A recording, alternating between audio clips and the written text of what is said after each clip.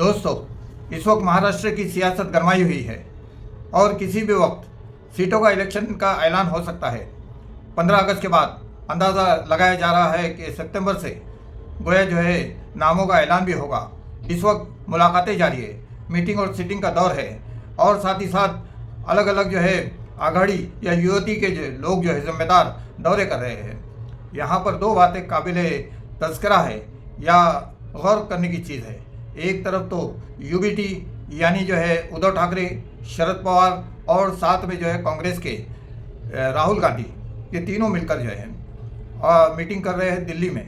ताकि जो है एक गठजोड़ मजबूत बनाया जा सके और महाविकास आघाड़ी को 200 पार की पोजीशन में लाकर खड़ा कर दिया जाए। दूसरी जानिब महायुति की कोशिशें भी जारी है, लेकिन वहाँ एक तरह का जो है कॉन्फिडेंस की कमी दिखाई दे रही है और वहाँ पर जो है बीजेपी की जो हार और लोकसभा के अंदर जो उनकी कमज़ोर पहलू हम देखेंगे कि उसने जो है एक खलबलाहट जो है पैदा कर दी है और इसीलिए अब जो है गोया जो है बीजेपी के साथ आरएसएस यानी स्वयं सेवक संघ को भी जो है अपना रोल प्ले करना पड़ रहा है। स्वयं सेवक संघ यानी आरएसएस जो कि महाराष्ट्र में एक मजबूत पोजीशन रखता है, नागपुर से लेकर पुणे तक उसकी अपनी एक साख है। अब ये कोशिश की जा रही है कि अजित दादा पवार की जो कमज़ोर पहलू है या कमज़ोर हिस्सा है उसको मजबूत बनाने के लिए उन पर जिम्मेदारी डाल दी गई है कि वो दौरे करें और ये आश्वासन जो है अपना मजबूत करे, एश्योरेंस दे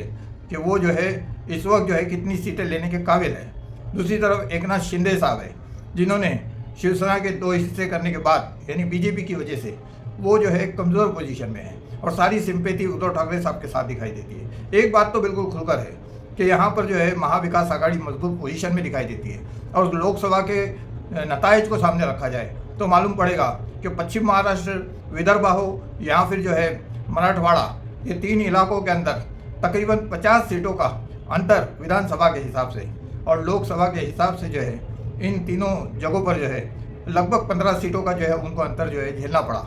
तो क्या ऐसे में जो है महाविकास आघाड़ी पूरी तरह से मजबूत पोजीशन में दिखाई दे रही है या फिर उसके अलग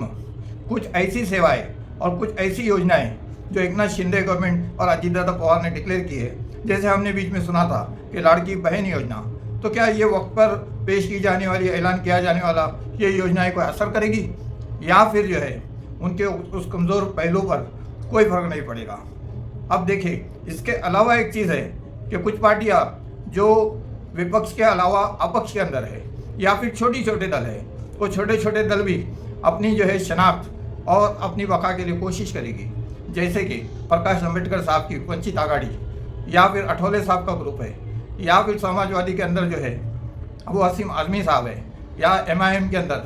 यहाँ इम्तियाज़ जलील साहब है। ये लोग भी ऐसे हैं जो अपनी कोशिश कर रहे हैं और एक नई पार्टी जो अभी वजूद में आई है वो भी इस बात की कोशिश कर रही है कि महाराष्ट्र असेंबली में अगर पॉसिबल हो तो वो अपने कैंडिडेट्स को खड़ा कर सकती है और वो है वेलफेयर पार्टी ऑफ इंडिया। तो ऐसे टाइम में, ऐसे वक्त में ये गौरतलब बात है कि क्या ये छोटी पार्टियां भी कुछ असर डाल सकती है। इसलिए कि अवाम का जो मूड है, अवाम का जो सोच बनी हुई है पिछले लोकसभा इलेक्शन के बाद से, कि वो 2 धड़े के अंदर बढ़ गए वोट, या तो वो महाविकास आघाड़ी की तरफ जाएंगे या फिर महायुति की तरफ जाएंगे। तीसरी सोच और तीसरा मन अभी तक के अवाम ने बनाया नहीं है। अगर किसी पार्टी को, किसी छोटे दल को अगर इसमें पेनिट्रेट करना हो या दाखिल होना हो तो फिर उनको जो है बहुत ज़मीनी स्तर से अपना काम शुरू करना पड़ेगा। ऐसे में जो है क्या नताइज होते हैं ये दिलचस्प होगा, लेकिन 15 अगस्त के बाद का जो दौर शुरू होने वाला है वो बाकायदगी के साथ इलेक्शन की हंगामा आराई और इलेक्शन की जो गतिविधियाँ तेज़ हो जाएगी। आइए आगे हम मंजरनामा जैसा होगा वैसे आपको उसकी तफसीलात से आगाह करते रहेंगे। शुक्रिया।